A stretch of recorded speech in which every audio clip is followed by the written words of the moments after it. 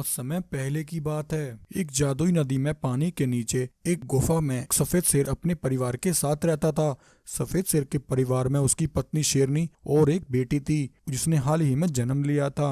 सफेद शेर और शेरनी अपनी बेटे के आने से बहुत ही खुश थे। वे दोनों अपनी बेटी का बहुत अच्छे से ख्याल रखते और उसका पालन पोषण कर रहे थे। नन्ही शेरनी बिल्कुल अपने पिता की तरह दूध जैसी सफेद थी। एक दिन सफेद शेर अपनी पत्नी शेरनी से कहता है, शेरनी, पास वाले जंगल के महाराज जोरावर ने हम सभी जानवरों की एक खास मीटिंग रखी है। हमें वहां जाकर उस मीटिंग में उपस्थित होना है। मेरी बेटी, हमारे यहाँ से जाने के बाद तुम कोई शैतानी मत करना और भूल कर भी इस गुफा से बाहर मत जाना। ठीक है पिताजी, मैं गुफा से बाहर नहीं जाऊंगी। अपनी बेटी को ऐसा कहकर सफेद शेर और शेरनी वे दोनों जंगल की ओर निकल पड़ते हैं। वहीं उस जादुई नदी में पानी के नीचे ही एक मैस्टिक वाला शैतानी शेर रहता था। वह मैस्टिक वाला शेर बड़ा ही भयानक था। उसके पास भयानक शैतानी शक्तियां थीं। वह शैतानी मैस्टिक वाला शेर सफेद शेर और शेरनी को जाते हुए देख लेता है। वह कहता है, अरे वाह, यह तो बहुत अच्छा मौका है। शेर और शेरनी दोनों यहाँ से जा रहे हैं। इस सफेद शेर ने हमेशा मेरे मंसूबों पर पानी फेरा है, लेकिन आज मैं इसे अपने सारे हिसाब पूरे करूंगा। इसकी बेटी गुफा में अकेली है। मैं इसकी बेटी को उठा लूंगा और इस जादुई नदी पर कब्जा कर लूंगा। ऐसा कहकर वह शैतानी मैस्टिक वाला शेर सफेद शेर की गुफा में आ जाता है। शैतानी मैस्टिक वाले शेर को देखकर नन्ही शेरनी बहुत ज्यादा डर जाती है।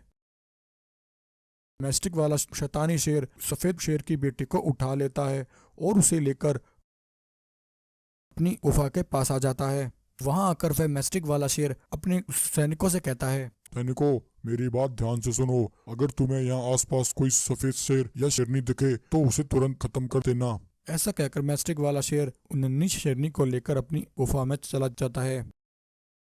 उधर जब सफेद शेर और शेरनी अपनी गुफा में वापस लौटते हैं तो वह अपनी बेटी को वहां ना पाकर बहुत परेशान हो जाते हैं। शेरनी बहुत दुखी हो जाती है और रोने लगती है। अरे यह क्या हो गया? हमारी बेटी कहाँ चली गई? वह अभी बहुत छोटी है। शेर, तुम कुछ भी करो, लेकिन मुझे मेरी बेटी ला कर दो। सफेद शेर और शेरनी अपनी बेटी को पानी से बाहर आकर तलाश करने लगते हैं। तभी इतने में एक भालू भागता हुआ सफेद शेर के पास आता है और कहता है, महाराज, एक शैतानी मैस्टिक वाला शेर एक नन्ही शेरनी को उठाकर अपनी गुफा में लेकर गया है। वह नन्ही शेरनी बहुत ज्यादा डरी हुई थी और मदद की गुहार लगा रही थी। उस मैस्टिक वाले शेर की सेना को देखकर मेरी भी उस शेरनी को बचाने की हिम्मत नहीं हुई। यह सुनकर सफेद शेर कहता है, अरे भालू, वह नन्ही शेरनी मेरी बेटी है। वह दुष्ट शेर मेरी बेटी को उठाकर लेकर गया है। भालू, तुम्हारा बहुत शुक्रिया, तुमने हमारी मदद की। मैं उस दुष्ट शेर को नहीं छोड़ूंगा। ऐसा कहकर सफेद शेर और शेरनी मैस्टिक वाले शेर की गुफा के पास आ जाते हैं। तभी उस मैस्टिक वाले शेर के सैनिक सफेद शेर और शेरनी को देखते ही उन्हें घेर लेते हैं। यह देखकर सफेद शेर और शेरनी उन सभी सैनिकों पर अपनी शक्तियों से हमला करते हैं और उन सभी को वहीं मार डालते हैं। सफेद शेर और शेरनी मैस्टिक वाले शेर के पास आ जाते हैं। वे दोनों देखते हैं कि मैस्टिक वाले शेर ने उनकी बेटी को एक पिंजरे में कैद किया हुआ है। तभी मैस्टिक वाला शेर सफेद शेर को वहां देखकर कहता है, अरे सफेद शेर, तू यहाँ कैसे आ गया? तुझे यहाँ का रास्ता किसने बताया? सैनिकों, कहाँ हो तुम? जल्दी आओ और इस शेर और शेरनी को खत्म कर दो। सफेद शेर कहता है, अरे दुष्ट पापी शेर, मैंने तेरे सभी सैनिकों को मार दिया है और अब तेरी बारी है। एक नन्ही बच्ची को उठाते हुए तुझे शर्म नहीं आई? अब तू मेरे हाथों से नहीं बचेगा। यह सुनकर मैस्टिक वाला शेर बहुत गुस्से में आ जाता है और अपनी शक्तियों से सफेद शेर पर हमला करता है। सफेद शेर भी अपनी शक्तियों से मैस्टिक वाले शेर पर हमला करता है, लेकिन थोड़ी देर में मैस्टिक वाले शेर की शक्तियां सफेद शेर की शक्तियों के सामने कमजोर पड़ जाती हैं। सफेद शेर मैस्टिक वाले शेर पर एक जोरदार हमला करता है और मैस्टिक वाले शेर का वहीं अंत कर देता है। सफेद शेर और शेरनी अपनी बेटी को वापस पाकर बहुत खुश होते हैं और फिर से हंसी खुशी वहां रहने लगते हैं। एक जंगल में सीमा नाम की एक शेरनी अपने बेटे सिम्बा के साथ रहती थी। सीमा के पति राजा शेर का हाल ही में एक दुर्घटना में देहांत हो गया था। राजा शेर की मृत्यु के बाद अब अकेली सीमा ही जंगल के जानवरों का ख्याल रख रही थी। एक दिन एक बाघ सीमा के जंगल की एक गाय का शिकार कर रहा होता है, लेकिन तभी अचानक एक रंगीन शेर वहां आकर उस बाघ को वहां से भगा देता है। तब गाय चैन की सांस लेती है और रंगीन शेर से कहती है, तुम्हारा बहुत शुक्रिया शेर भाई। अगर तुम आज ना होते तो वह दुष्ट बाघ तो मुझे मार ही डालता। कोई बात नहीं गाय बहन, यह तो मेरा फर्ज था।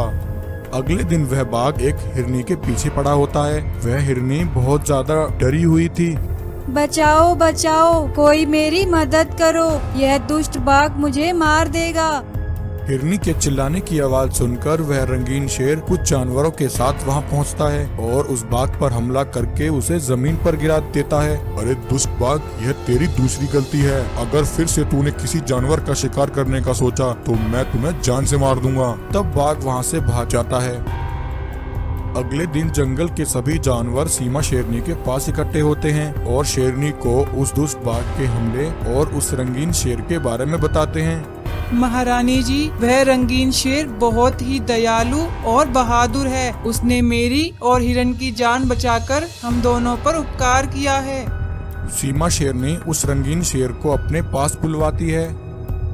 आओ रंगीन शेर, मैंने सुना है कि तुमने मेरे जंगल के जानवरों की एक दुष्ट बाघ से जान बचाई है। मैं तुम्हारे इस उपकार से बहुत प्रसन्न हूँ। बताओ तुम कौन हो और तुम कहाँ रहते हो?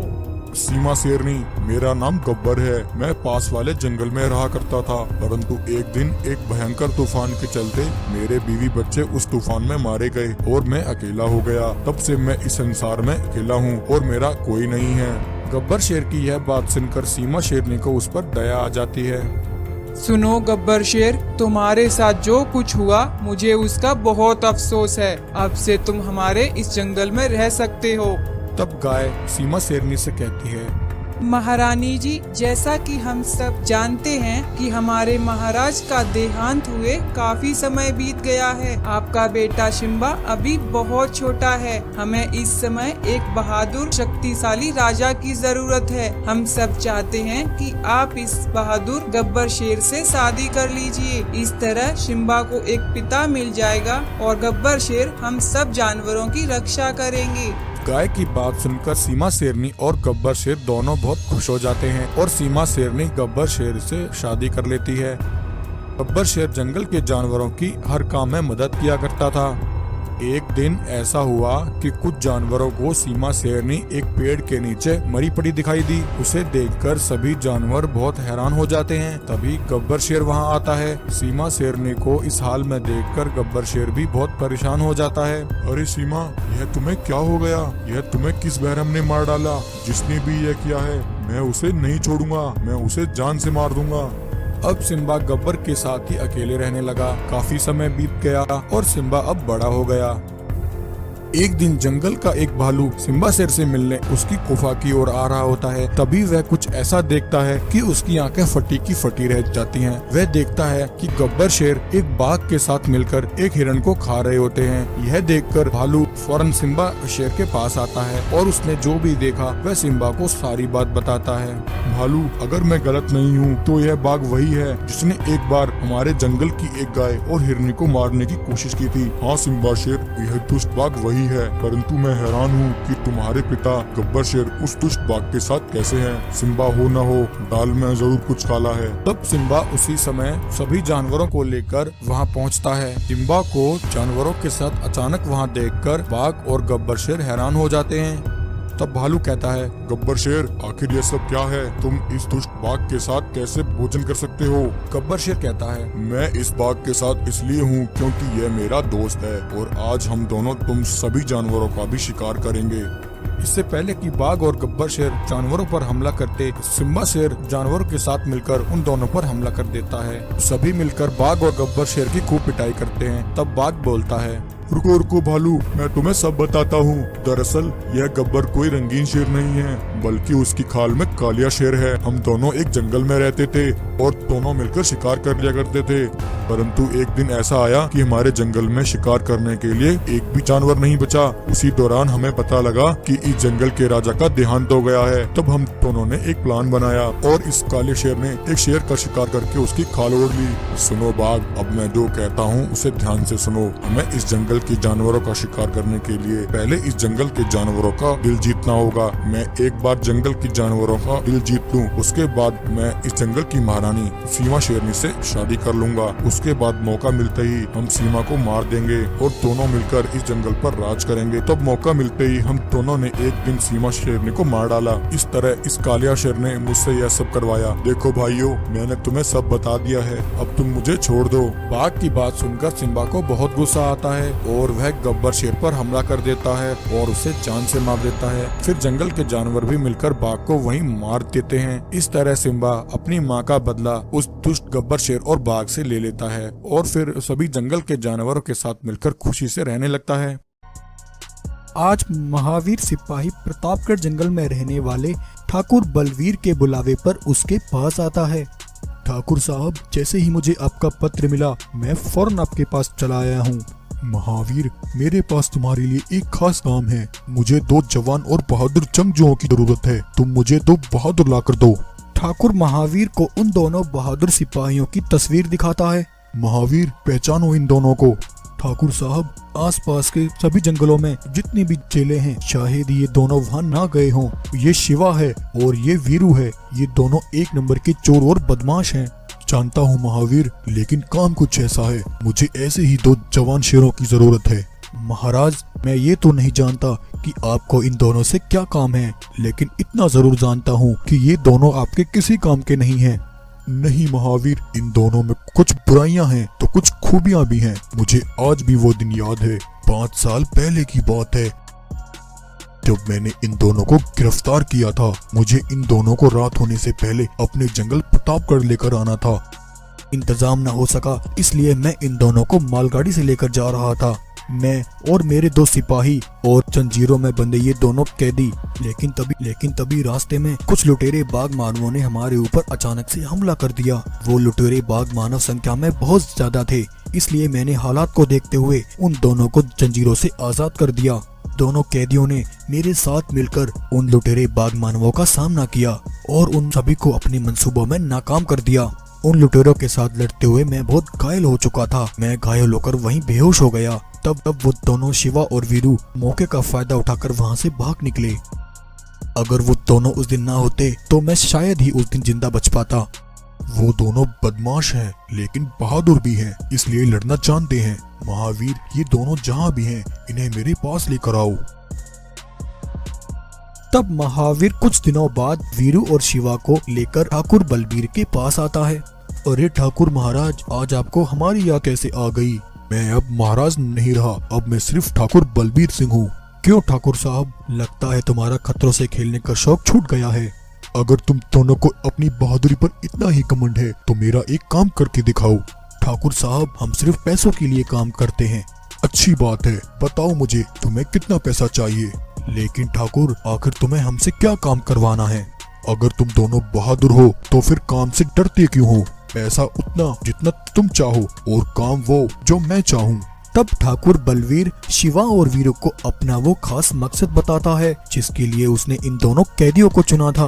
क्या ठाकुर गब्बर सिंह? सुना है उसके ऊपर आसपास के जंगल के राजाओं ने इनाम भी रखा है। हाँ वीरू, तुमने बिल्कुल सही सुना है। तुम मुझे गब्बर जिंदा ला कर दो, बदले में मैं तुम्हें इस काम की मुंह मांगी कीमत दूंगा। लेकिन ठाकुर साहब, गब्बर के साथ आपकी ऐसी क्या दुश्मनी है? शिवा, वीरू, ये पूछना तुम्हारा काम नहीं है।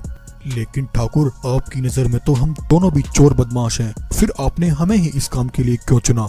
क्योंकि लोहा लोहे को काटता है और मुझे तुम दोनों पर पूरा यकीन है कि इस मकसद को सिर्फ तुम दोनों ही कर सकते हो। ठाकुर बलवीर की बात सुनकर शिवा और वीरू ठाकुर के काम को करने के लिए तैयार हो जाते हैं। अगले दिन वीरू और शिवा ठाकुर बलवीर के जंगल प्रतापगढ़ आते हैं, लेकिन प्रतापगढ़ में आते ही कुछ सिपाही उनके ऊपर हमला कर देते हैं। लेकिन शिवा और वीरू अपनी बहादुरी दिखाते हुए उन सभी सिपाहियों को धूल चटा देते हैं। तभी इतने में ठाकुर बलवीर वहां पहुंचता है। ठाकुर साहब, ये सब क्या है? इन सिपाहियों ने हमारे ऊपर हमला क्यों किया?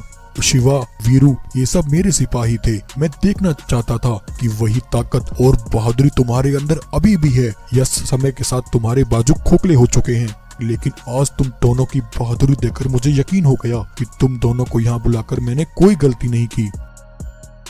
उस रात जब ठाकुर बलवीर के सारे सिपाही सो जाते हैं, तब वीरू और शिवा दबे पांव बलवीर की गुफा तक आते हैं।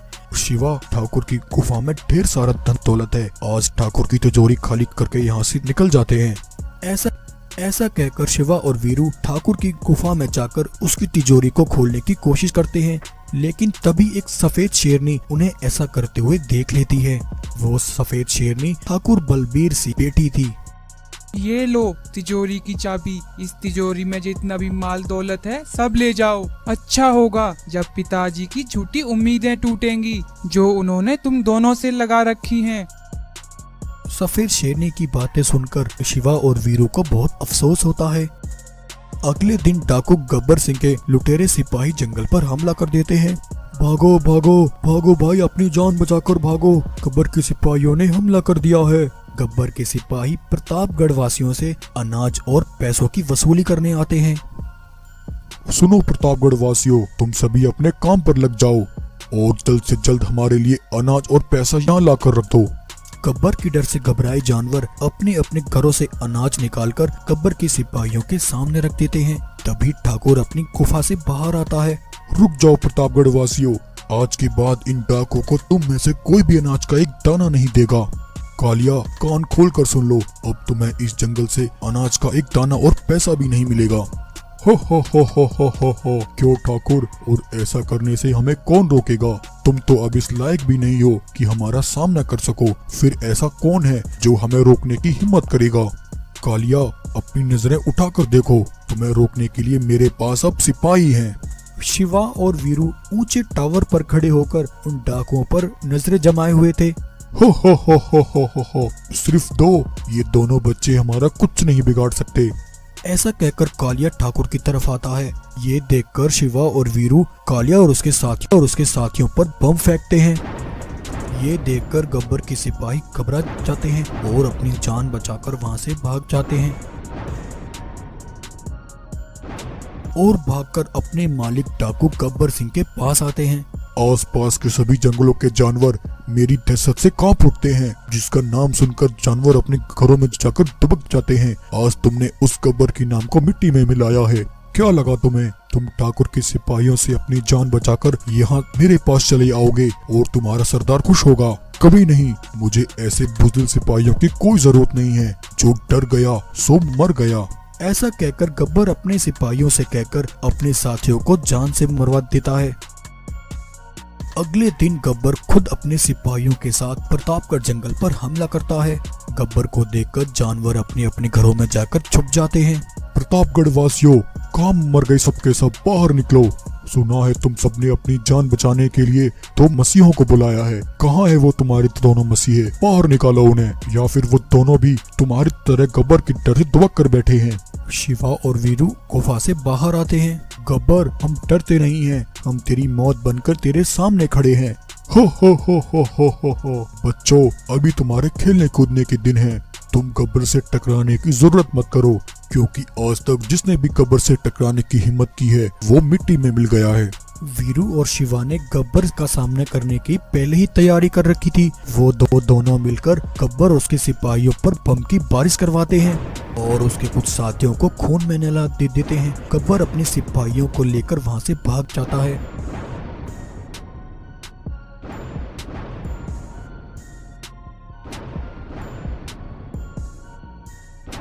वीरू, शिवा और जंगल के जानवर ठाकुर बलवीर के पास आकर इकट्ठा होते हैं। आखिर ये सब कब तक चलता रहेगा? गब्बर के साथ आपकी ऐसी कौन सी दुश्मनी है जिसके बारे में आपने हम सबसे वो राज अभी तक छुपा रखा है? तो तुम सब वो राज जानना चाहते हो तो सुनो। गब्बर के साथ मेरी दुश्मनी आज से सालों पुरानी है। आज से 10 साल पहले जब मैं प्रतापगढ़ जंगल में अपने भरे पूरे परिवार के साथ यहाँ जंगल में राज किया करता था, मेरे परिवार में मेरी पत्नी, मेरे भाई, मेरे बच्चे, वो सब थे जो हर रोज इस परिवार में रहकर अपनी खुशियाँ बांटते थे। एक बार मुझे जरूरी काम से कुछ दिनों के लिए अपने जंगल से बाहर जाना पड़ा। तब मेरे पीछे से एक दिन डाकू गब्बर ने अपने सिपाहियों के साथ मेरे जंगल पर हमला कर दिया। गब्बर के सिपाहियों ने बड़ी बेरहमी से मेरे परिवार को मौत के घाट उतार दिया। और उनकी लाशों को भी जंगल के चौराहे पर लटका दिया। मुझे आज भी वो दिन याद है जब मैं अपने परिवार वालों की लाशें जंगल के बीच चौराहे पर मैंने लटकती हुई देखी। उन्हें देखकर मेरी रूह कांप उठी थी। तब उस दिन मैंने एक कसम खाई थी कि मैं एक दिन गब्बर से अपने परिवार की मौत का बदला जरूर लूंगा,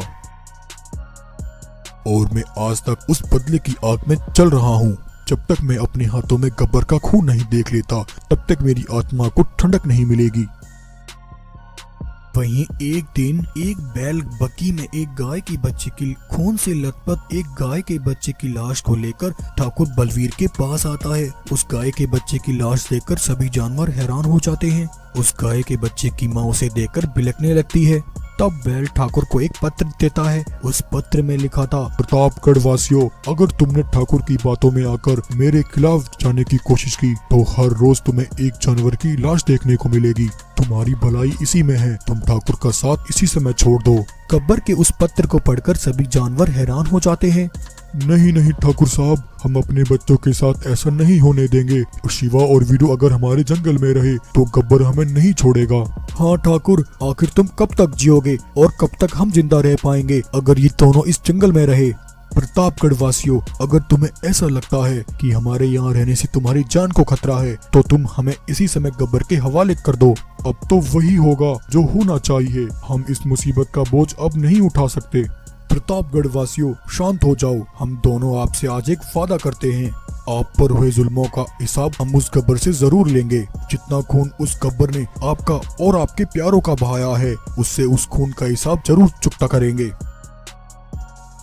वीरू और शिवा अपनी जान हथेली पर रखकर पूरी तैयारी के साथ गब्बर के ठिकाने पर जाकर हमला कर देते हैं और उसके ठिकानों पर बम गिराने लगते हैं। गब्बर के सारे सिपाही जलकर राख हो जाते हैं। वीरू और शिवा गब्बर को घसीटते हुए ठाकुर बलवीर के पास लाते हैं। गब्बर को अपने पैरों में गिड़गिड़ाता देखकर ठाकुर का खून खोल उठता है और गब्बर के द्वारा की गई अपने परिवार की वो हत्या का दिन याद आ जाता है।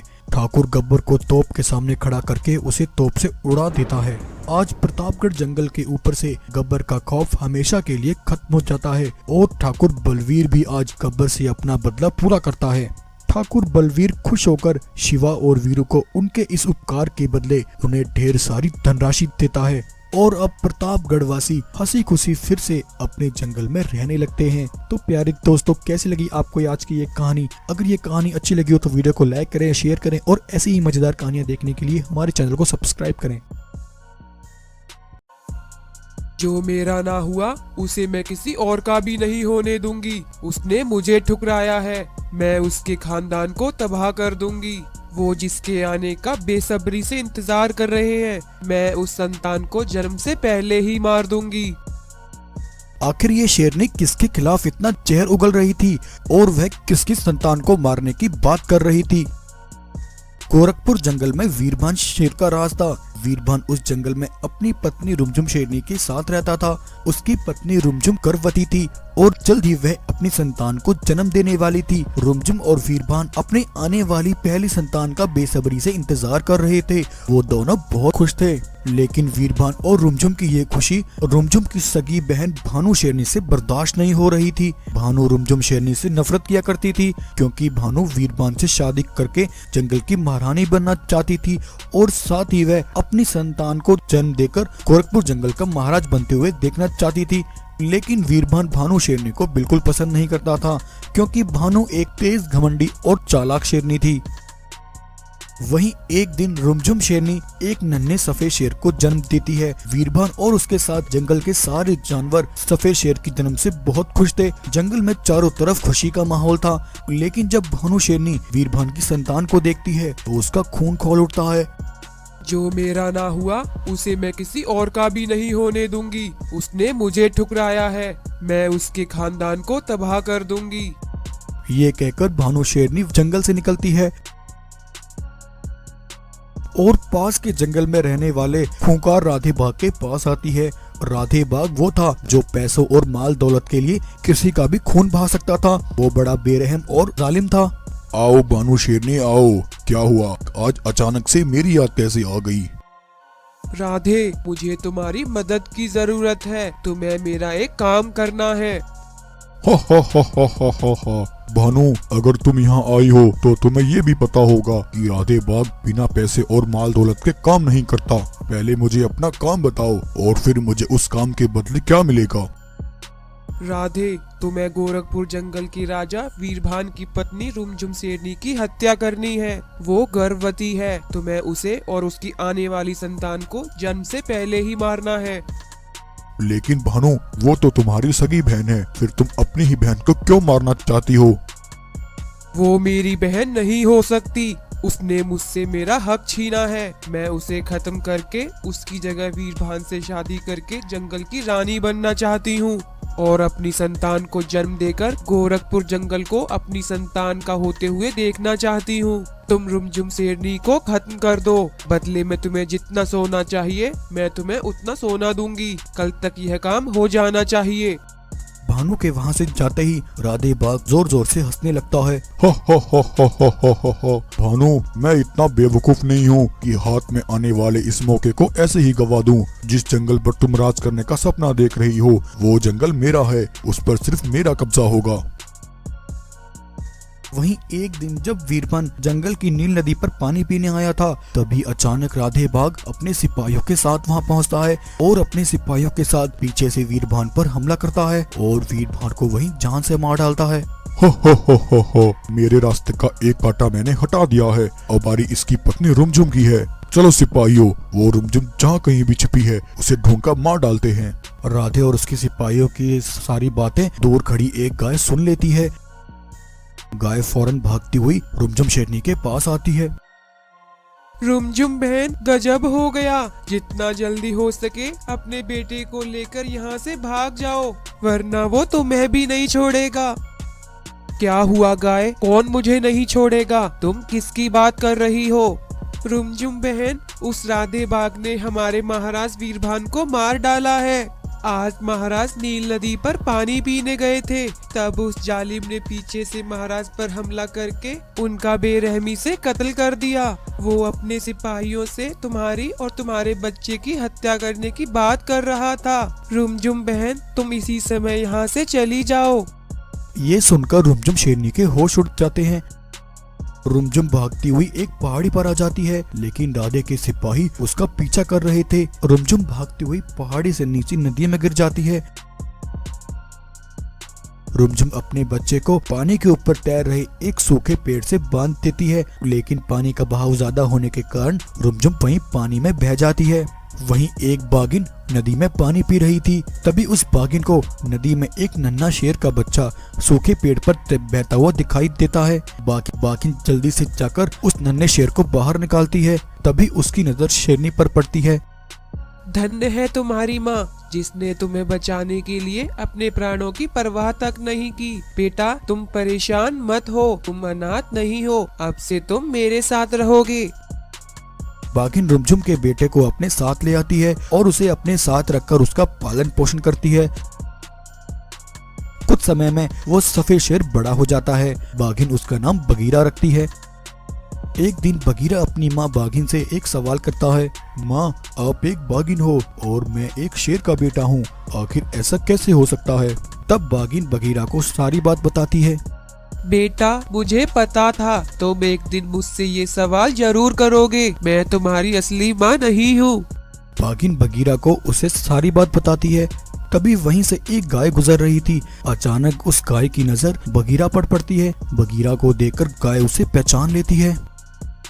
अरे, ये तो हमारी महारानी रुमझुम शेरनी का बेटा है और ये जिंदा है। गाय भागती हुई बगीरा के पास आती है।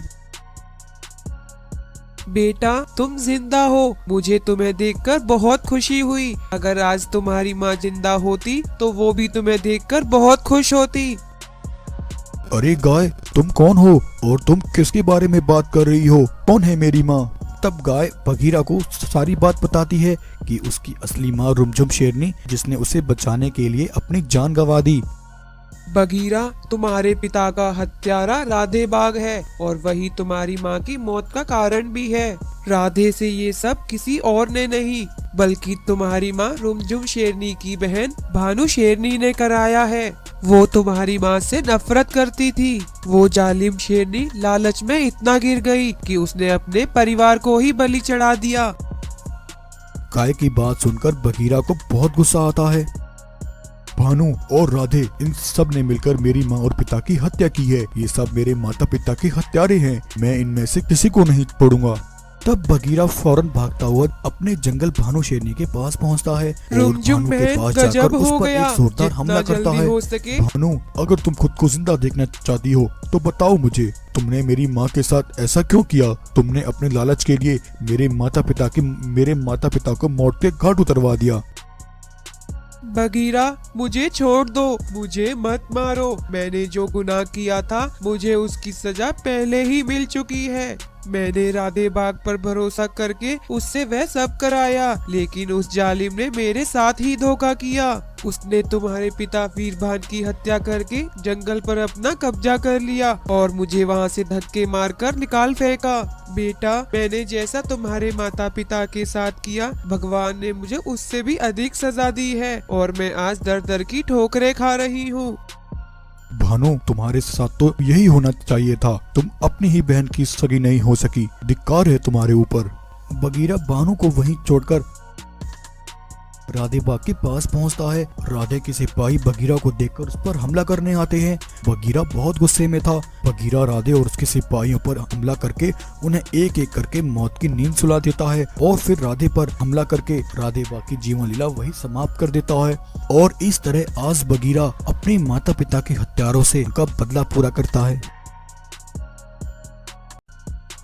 इस कहानी के पहले भाग में हमने देखा कि शिवा सालों बाद अपने घर अपनी माँ के पास वापस लौटता है। शिवा की माँ अपने बेटे को देखकर बहुत खुश होती है और अपने बेटे को उसके बीते हुए कल को याद कराती है, जिसे आज सब जंगल में आतंकवादी शाका के नाम से जानते हैं। दरअसल 15 वर्ष पहले वो शिवा था। शिवा अपने पिता भानु प्रताप और माँ रुमझुम के साथ अपने छोटे से परिवार में हंसी खुशी रहता था।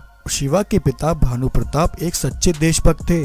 उस समय उस जंगल में पाशा की हुकूमत थी। पाशा अपनी एक बड़ी सेना के साथ उस जंगल पर राज करता था। एक बार पाशा अपने सिपाहियों से कहकर जंगल की नदी का सारा पानी रोक देता है और जंगल में पहुंच रहे पानी को बंद करवा देता है। तब जंगल के सभी जानवर पानी से परेशान होकर भानु प्रताप के पास जाते हैं और उसे सारा हाल समझाते हैं। तब भानु प्रताप जानवरों की शिकायत लेकर पाशा के पास आता है।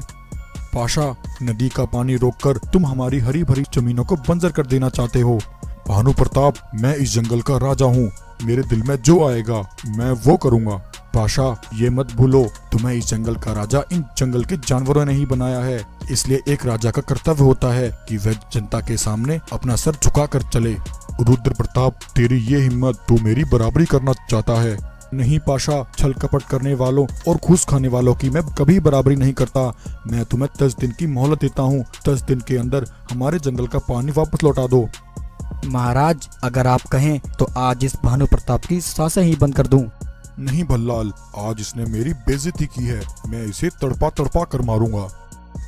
एक रात डाकू मंगल शेर अपने 2 सिपाहियों के साथ भागता हुआ भानु प्रताप की गुफा पर आता है और वहां आकर उसे आवाज लगाता है। भानु प्रताप गुफा का पत्थर उठाकर बाहर आता है। डाकू मंगल सिंह, तुम यहाँ क्या कर रहे हो? इतनी रात तुम्हें मुझसे क्या काम है? भानु प्रताप, मेरे पीछे पाशा के सिपाही लगे हैं। मुझे रात को छिपने की जगह चाहिए, इसलिए तुम मुझे आज रात अपनी गुफा में छिपा लो। अगर तुमने ऐसा नहीं किया तो मैं तुम्हें और तुम्हारे बीवी बच्चे सबको मार डालूंगा। यह सुनकर भानु प्रताप घबरा जाता है और मजबूर होकर डाकू मंगल शेर को उस रात अपनी गुफा में छिपा लेता है। लेकिन वहीं पाशा का एक सिपाही उसे ऐसा करते हुए देख लेता है।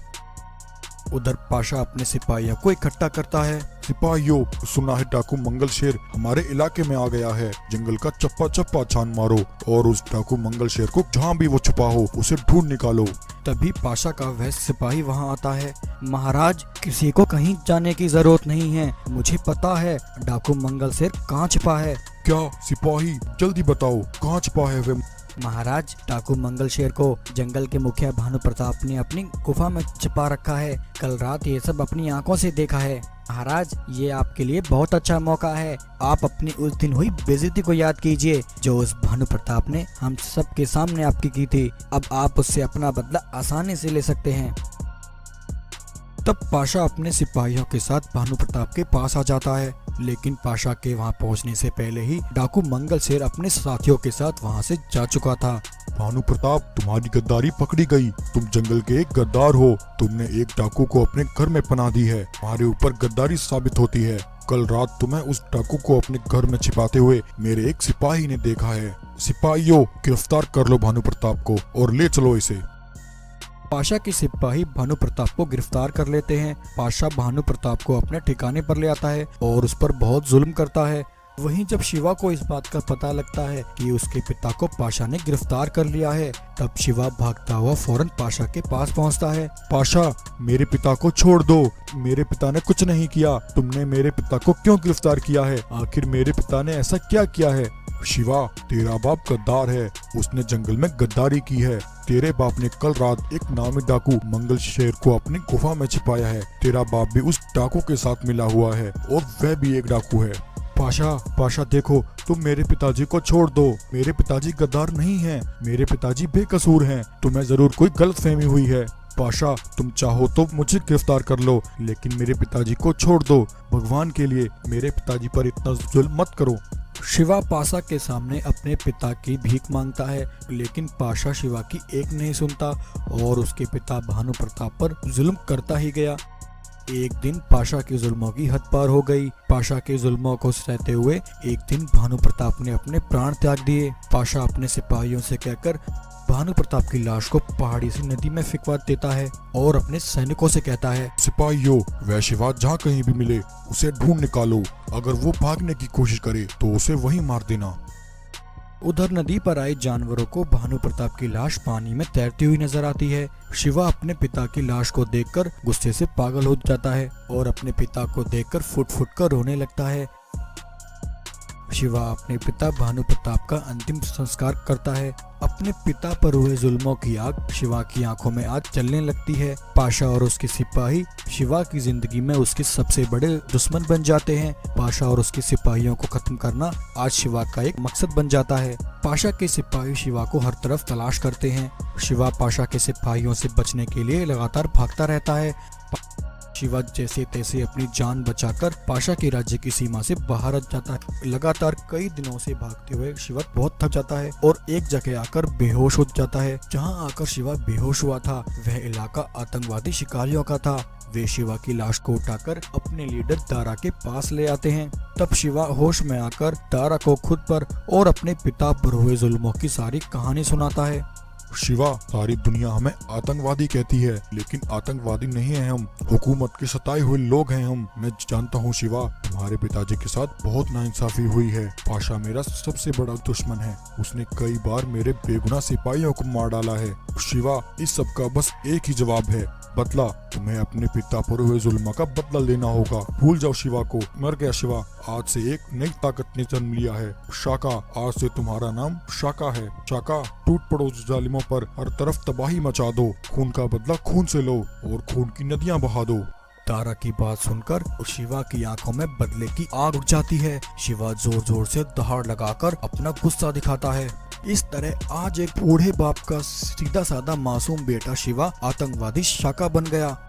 उधर पाशा को जब ये पता लगता है कि शाका और वह उसकी तरफ आ रहा है, तब पाशा अपनी सुरक्षा के लिए चारों तरफ अपने सैनिक खड़े कर देता है। लेकिन शिवा ने अपने पिता के हत्यारों को खत्म करने की कसम जो खाई थी। शिवा बिना डरे अपनी जान हथेली पर रखकर अपने सिपाहियों के साथ पाशा के ठिकाने पर आ जाता है। पाशा और शाका के सिपाहियों के बीच घमासान लड़ाई शुरू हो जाती है। शाका के सिपाही एक एक करके पाशा के सारे सिपाहियों को खत्म कर देते हैं। ये देखकर पाशा के पैरों तले जमीन खिसक जाती है।